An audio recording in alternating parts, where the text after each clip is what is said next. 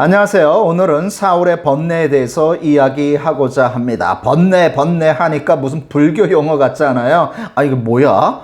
이렇게 느끼실 수 있는데, 이 번뇌라는 단어가 좀 복잡 미묘해요. 그래서 오늘 이렇게 시간을 내서 사울이 번뇌하게 된 원인과 그것이 무엇인지 설명을 하고자 합니다. 그래야만 이게 다윗과 사울의 이 관계를 좀 더 우리가 명확하게 분명하게 알 수가 있기 때문에 좀 구체적으로 파고 들어가 봤습니다. 사울이 알았던 이 번뇌는 무엇이었을까?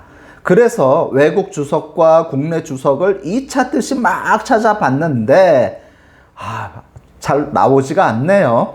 왜 그러냐면은 이게 벌써 수천 년 전의 이야기이기 때문에 현대의학처럼 분석하고 비교하고 해서 뭔가 이렇게 나와야 되는데 그렇지 않잖아요.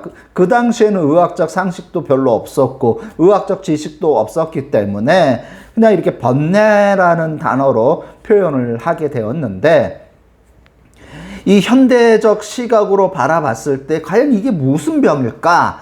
사울이 알았던 병은 무슨 병이었을까? 이거 미친 병인가? 이거 완전히 정신병인가? 이렇게 생각할 수 있잖아요. 그래서 이렇게 살펴봤는데, 외국 주석과 국내 주석을 살펴봤는데 3개 정도가 이렇게 나오더라고요.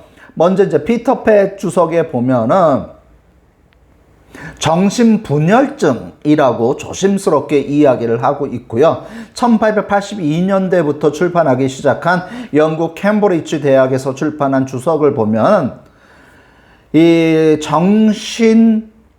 그러니까 우울증으로부터 생겨난 광기? 이렇게 해석을 하고 있고, 여러분들 그러니까 목사님들이 요즘에 많이 보는 엑스포치멘터리에서 보면은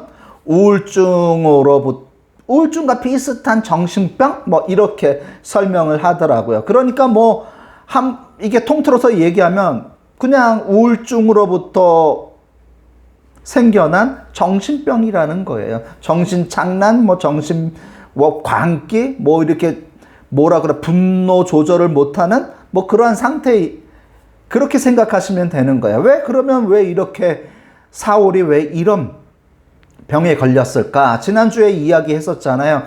구약에 하나님의 영이 임하는 거는 어떤 특정 사건, 그리고 특정 인물을 어떤 하나님의 일을 완성시키기 위해서 능력을 부어주시는 거예요. 그런데 사울은 왕이잖아요. 그러니까 왕에 합당한 지식과 용기와 모든 판단력을 하나님께서 주셨단 말이에요. 그렇기 때문에 사울 왕이 엄청나게 큰 왕국을 만들었어요. 여러분들이 생각하기엔 사울이 찌질이 이렇게 왕국 만든 것처럼 느껴지는데, 이렇게 보시면은 한국이나 외국에 있는 거 이렇게 지도를 보면 사울 왕국을 되게 조그맣게 만들어 놓은 거 있거든요. 그거 아니에요. 사울 왕국은 다윗 왕국과 비교했을 때 거의 비등할 정도로 엄청나게 큰 왕국을 만들어 놨어요. 그렇기 때문에 사울의 뒤를 이어서 다윗이 왕국을 만들었을 때에 큰 거대 왕국이 될 수 있는 초석을 만들어준 왕이 바로 사울 왕입니다. 그렇게 위대한 일을 했던 것은 누구 때문에? 바로 성령님 때문에 그렇게 한 거예요.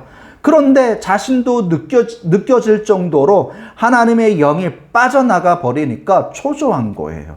왜? 더 누리고 싶고 더 가지고 싶은 욕망이 있는데 능력이 안 되는 거예요. 그러면 어떻게 되는 거예요? 사람이 초조해지기 시작하는 거예요. 그리고 언제 내가 만들어 놓은 이 모든 것들이 순식간에 물거품이 될 수밖에 없다라는 생각에 두려움을 느끼기 시작하는 거예요. 그러면 어떻게 되는 거예요? 완전히 사람이 공황장애에 빠지는 거죠. 맨정신으로 이것을 이겨낼 수가 없는 거예요. 그러다 보니까 사울의 몸과 마음이 망가져 버릴 수밖에 없는 거예요. 하나님의 복이라는 게 뭐예요? 물질의 복이 하나님의 복이 아니라는 거예요. 내가 어느 상황 속에 있더라도, 내가 어떤 형편에 있더라도 하나님이 나와 함께 계시는 것이 진정한 복인 것이에요. 근데 사울은 하나님이 안 계세요. 그러다 보니까 모든 것들을 자기 혼자 모든 것을 헤쳐나가야 되니까 거기에 오는 스트레스가 얼마나 많겠어요. 그것을 이겨낼 수 있는 강인한 정신과 몸이 없어졌단 말이에요. 그러다 보니까 사울이 망가져 버리는 거예요. 그래서 그러한 정신 상태와 몸 상태를 번뇌라고 성경에는 표현을 한 겁니다.